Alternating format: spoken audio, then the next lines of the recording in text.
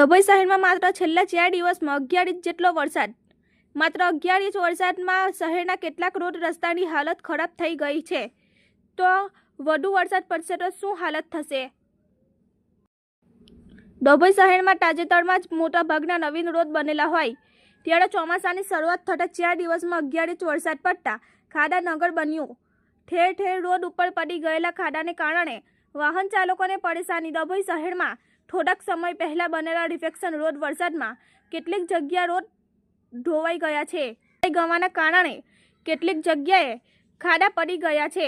ખાડાના કારણે વાહન ચાલકોના રાહદારીઓ પરેશાન થઈ ચૂક્યા છે. ડભોઈ નગરપાલિકા દ્વારા તાજેતરમાં કેટલાક રોડ બનાવવામાં આવ્યા હતા અને કેટલીક જગ્યાએ પેચવર્ક કરવામાં આવ્યું હતું.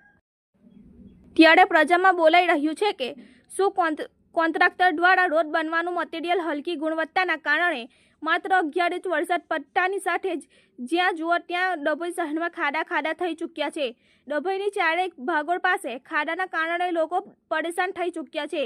એક તરફ ડભોઈ વિકાસના પંથે તરફ જઈ રહ્યો છે, જ્યારે બીજી તરફ કોન્ટ્રાક્ટર બેદરકારી કારણે રોડ ઉપર ખાડા જોવા મળી રહ્યા છે.